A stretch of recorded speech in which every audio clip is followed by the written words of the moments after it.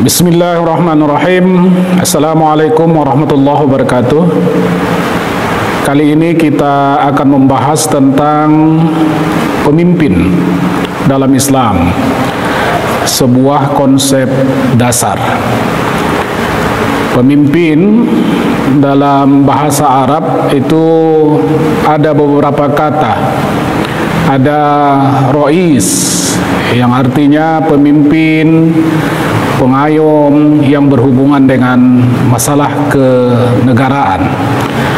Ada imam, itu juga artinya pemimpin, juga pengayom, tapi lebih berhubungan dengan masalah spiritual.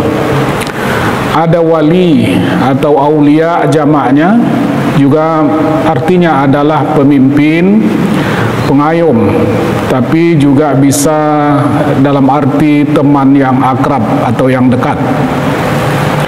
Ada qaim atau qawwam yang artinya adalah juga pemimpin, pengayom, mengayomi lebih terbatas, yaitu yang mengandung masalah ibadah.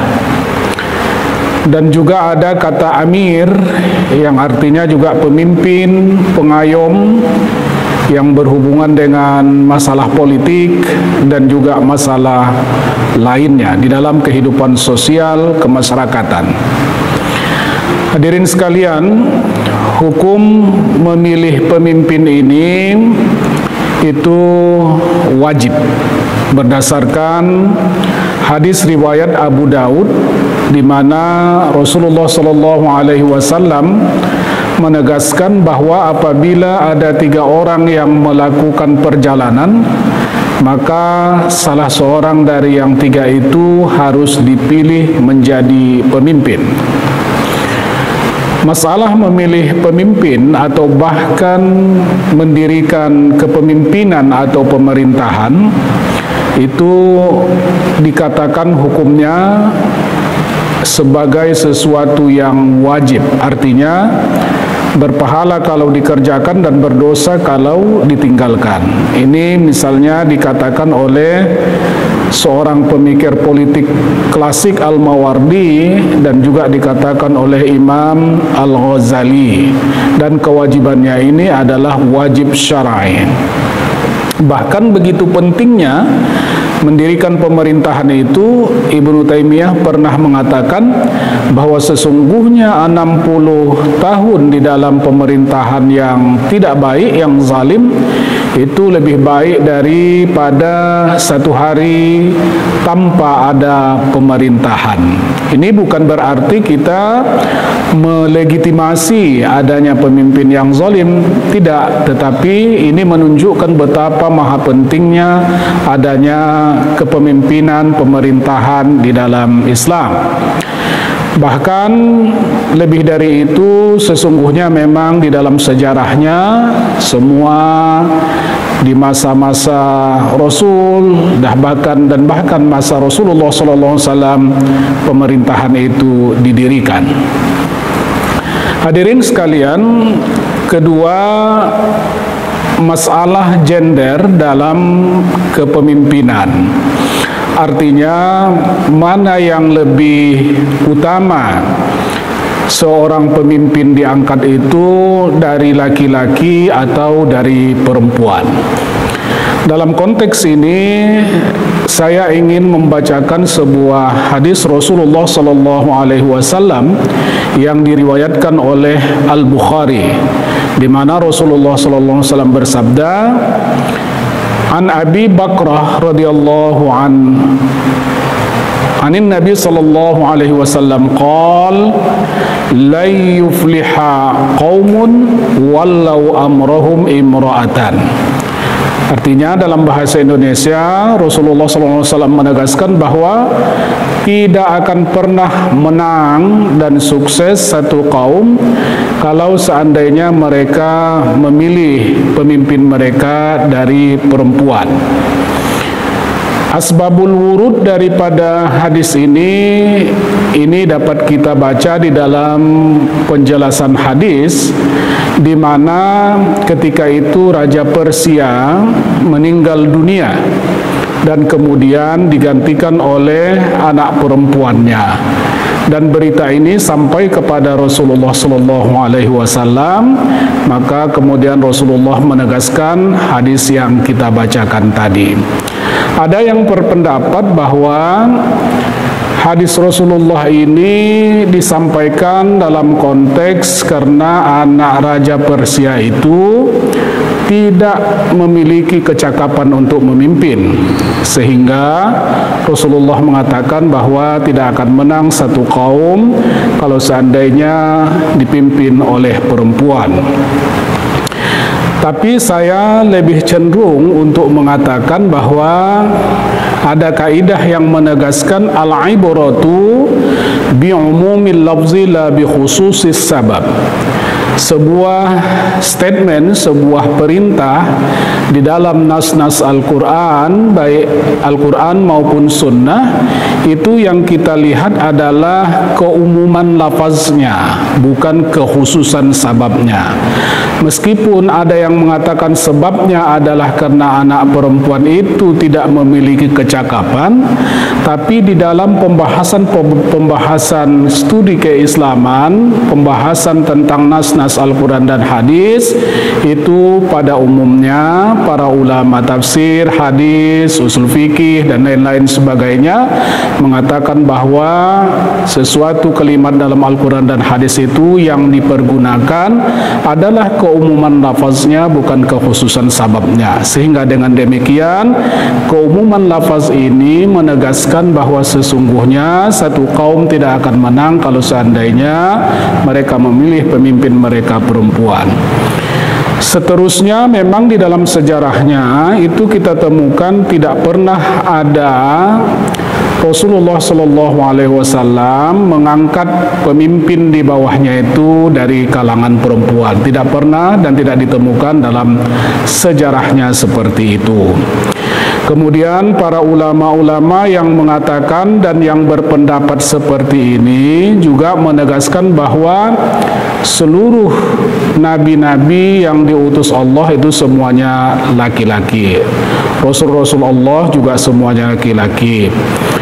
Khalifah yang menggantikan Rasulullah SAW pun semuanya adalah laki-laki.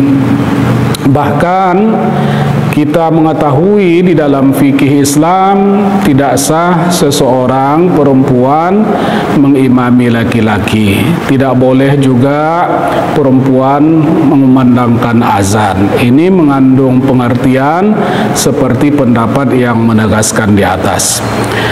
Bahkan hampir seluruh ulama klasik dalam kitab-kitab tafsir mayoritas itu tidak membolehkan perempuan untuk diangkat menjadi pemimpin. Ulama kontemporer misalnya Bin Baz juga menegaskan hal yang sama.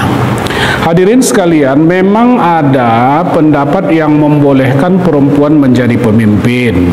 Ini di kalangan ulama-ulama tertentu membolehkannya. Ada misalnya Imam Abu Hanifah yang mengatakan yang tidak boleh itu adalah kalau seandainya pemimpin yang tertinggi itu yang tidak boleh. Apa argumentasi orang yang membolehkan ini? Argumentasi orang yang membolehkan ini sebenarnya tidak sekuat dalil orang yang melarangnya. Yaitu ada sejarah di mana Umar ibn al-Khattab itu pernah mengangkat pemimpin pengawas pasar wilayatul Hisbah, itu adalah perempuan yang bernama Ummu Syifa, pernah diangkatnya.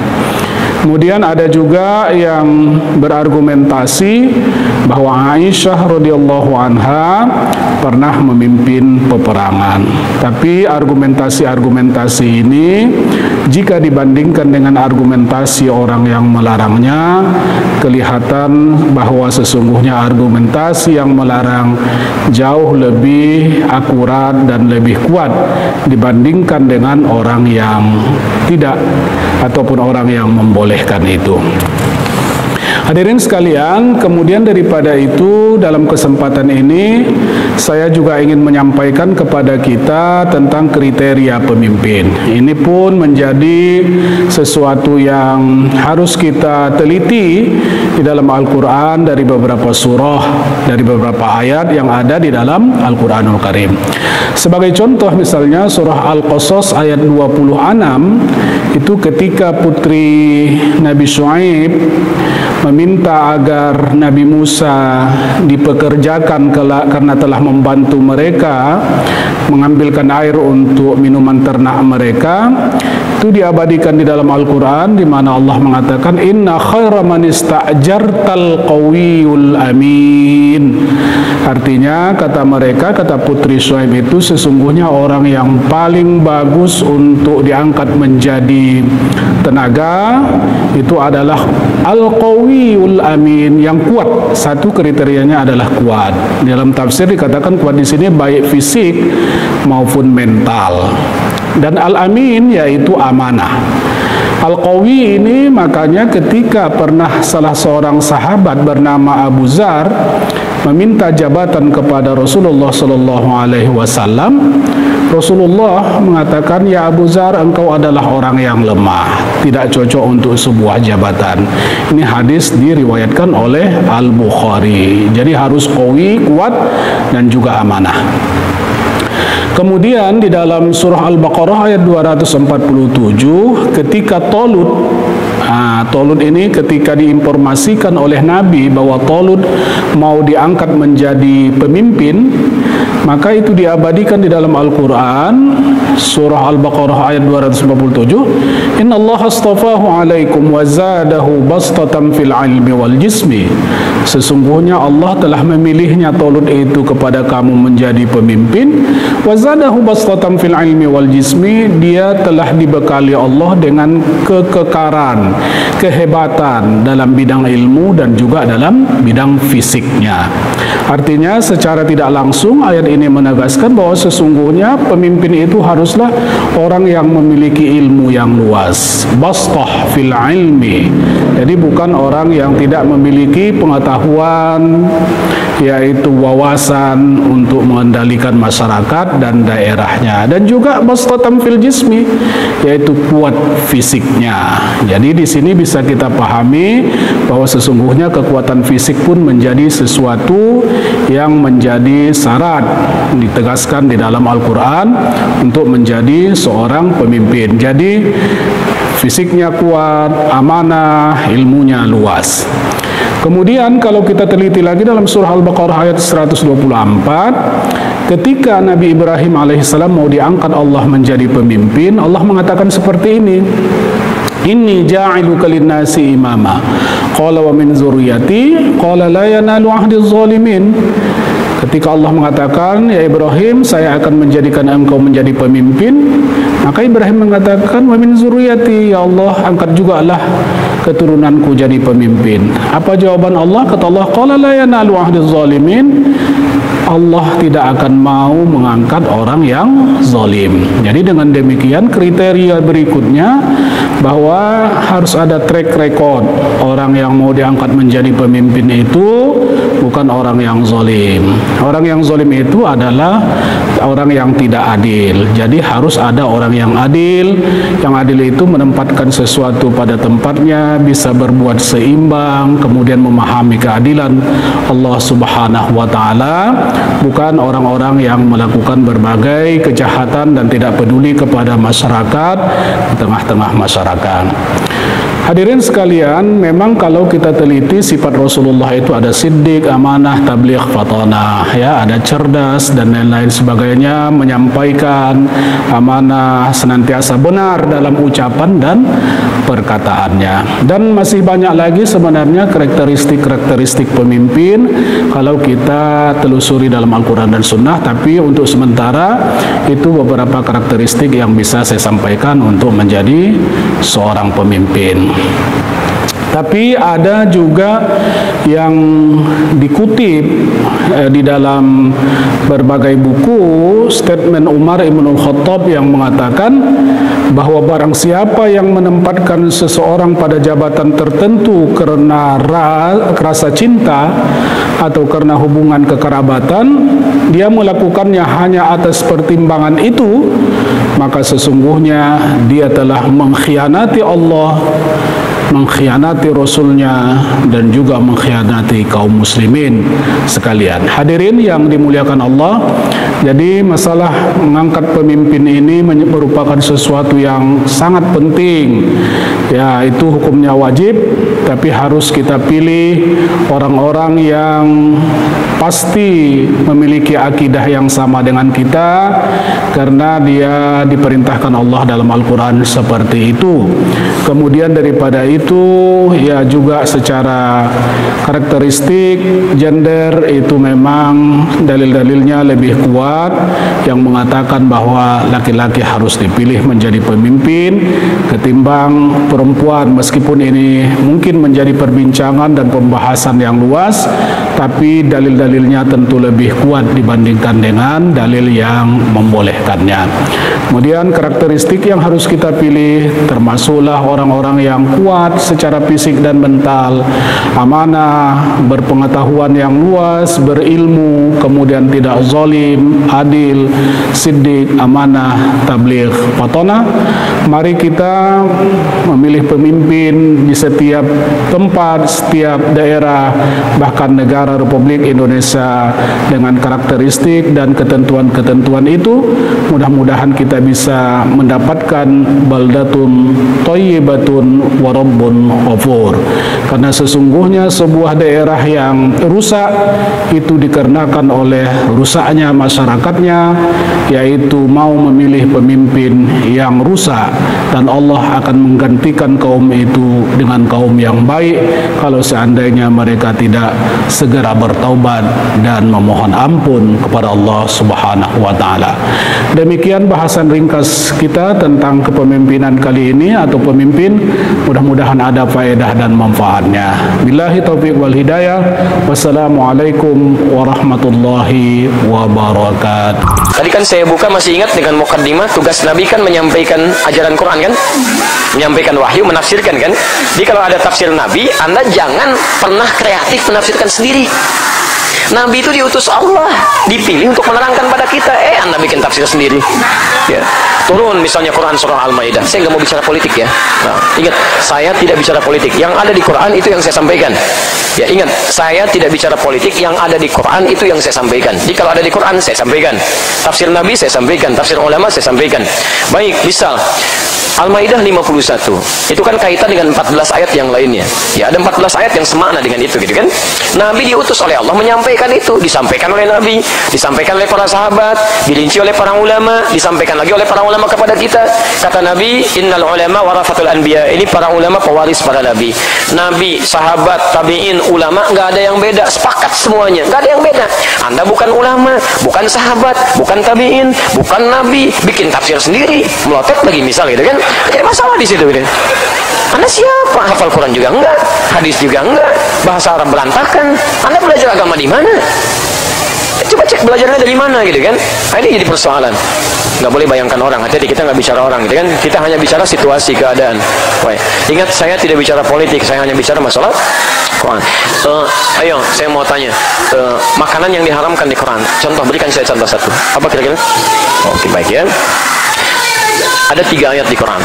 Kalau dikaitkan dengan ayat-ayat yang lain tentang makanan yang berkuku dan sebagainya, ada 5 ayat. Larangan makanan yang diharamkan itu 5 ayat di Quran. Larangan memilih misalnya pemimpin non-muslim 15 ayat. Anda pada yang 5 ayat nggak mikir lagi, nggak ada seminar, nggak ada diskusi. Jauh nih, haram, nggak boleh. Kenapa pada yang 15 ayat masih pada ribut? Ada yang diskusi lagi, ada seminar lagi, ada dibahas lagi. Nggak usah dibahas, selesai kok masalahnya. Dan itu dilindungi oleh undang-undang. Yang tidak boleh itu mencela. Ingat, awas ya, jangan mencela orang lain karena bahkan karena persoalan agamanya. Ya, yang tidak boleh itu nggak boleh mencela. Oh, kamu misalnya agamanya ini, kamu salah, kamu nggak boleh begitu.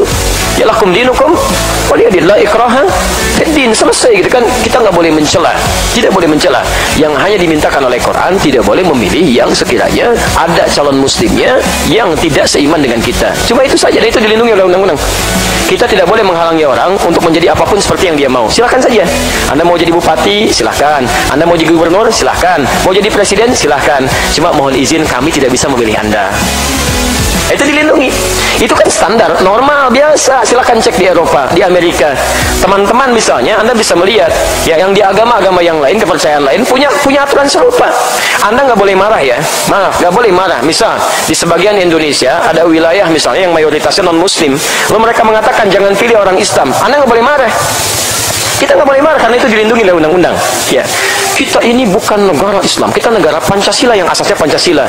Tapi Anda ini ya, kadang-kadang kalau terlalu pintar itu alirannya tinggi, kadang konslet.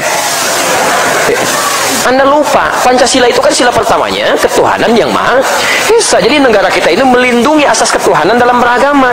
Ditafsirkan di pasal 29 ayat 1 sampai dengan ayat 2. Ada di situ gitu kan.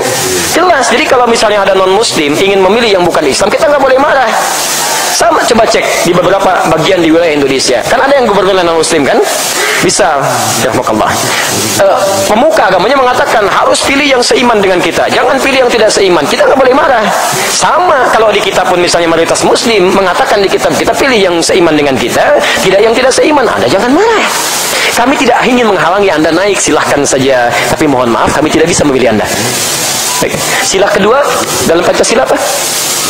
Kemanusiaan yang adil, dan makanya kalau jadi orang Indonesia ya bersifat sebagai manusia, selain adil mesti beradab, bicaranya beradab, menyampaikannya beradab, ya tutur katanya beradab. Jadi kalau pembicaraan Anda tidak beradab, mata Anda tidak beradab, telinga Anda tidak beradab, lisan Anda tidak beradab, mohon maaf, Anda tidak hanya Pancasilais, tapi Anda juga belum lulus menjadi manusia. Kemanusiaan yang adil kan beradab, gitu kan? Baik. Baik. Sudah itu urusan lainnya. Kita sedang daurah ini, Baik. Jadi mohon izin, kita tidak akan membahas tentang salah paham dan paham yang salah. Yang ada barangkali Anda yang salah dan Anda yang tidak paham, ya. Allahumma shalli ala Muhammad sallallahu alaihi wasallam.